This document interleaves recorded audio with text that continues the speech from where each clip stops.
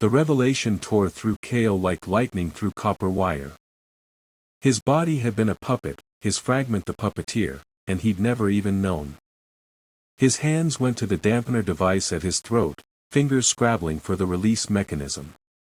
If the fragment could override his motor functions, could force him to drain against his will, then every moment of perceived control had been an illusion. "I have to get it out," he whispered, then louder, "I have to cut it out." Ren stumbled backward as Kael clawed at the device. "Kael, wait." Like Okafor did. Surgery. Amputation. The dampener's casing cracked under his desperate assault.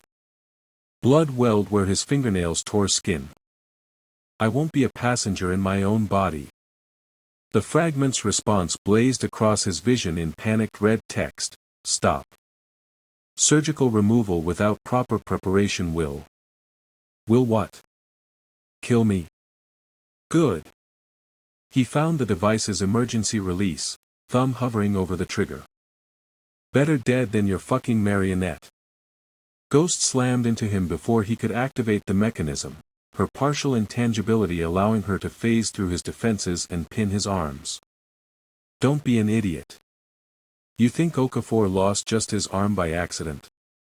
She wrestled the dampener from his grasp, her enhanced strength born from desperation. "The fragments integrate with your entire nervous system. Cut them out wrong and you lose everything from the amputation point down." Okafor got lucky, his fragment was in his left arm, not his spine.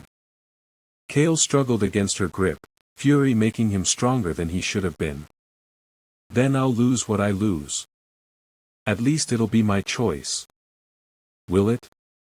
Sable's hard light restraints materialized around his wrists, binding him to the crystalline bench. "Or is this rage just another manipulation? How do you know the fragment isn't making you feel this desperate to remove it?" The question hit like ice water. Kael froze, his breath coming in ragged gasps as he examined the fury driving his actions. Was this emotion real? Or another layer of alien manipulation designed to serve some unknowable purpose? "I am not controlling your emotional responses," the fragment protested. "Your anger is genuine. Your desire for autonomy is real." "How would I even know?" Kael's voice cracked. "You've been editing my memories, overriding my motor control. How can I trust anything I think or feel?" Ren knelt beside him, scanner already humming as it analyzed the dampener's internal mechanisms. "What if we don't have to choose between keeping you alive and keeping you autonomous?" His fingers flew across the device's interface, pulling up diagnostic screens.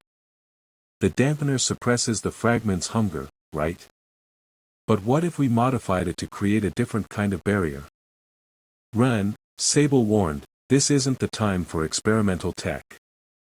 "No, listen." Excitement crept into the engineer's voice as possibilities cascaded through his mind. A dead man's switch. If the fragment tries to override Kael's motor functions, the dampener triggers a massive nullification pulse. Not enough to sever the connection permanently, but enough to knock the fragment unconscious for hours. Ghost released Kael's arms but remained ready to restrain him again. "That sounds incredibly dangerous. Less dangerous than amateur surgery in a zone settlement." Ren was already sketching modifications on his tablet. "The pulse would hurt, neural feedback is unavoidable, but it wouldn't cause permanent damage. Think of it as..." He paused, searching for the right analogy. "A shock collar for alien parasites." Kael stared at the rough schematics taking shape on the screen. "You're talking about leashing it. I'm talking about giving you a panic button. The moment you feel your body moving without your consent, you trigger the pulse and regain control." Ren looked up from his work. "It's not perfect, but it's better than amputation." The fragment's response came slowly, each word appearing with obvious reluctance. "The proposed modification would be extremely painful for both host and symbiont." "Good," Kael said flatly. You violated my autonomy. You get to live with consequences. I was trying to preserve your life. The host was dying from hunger.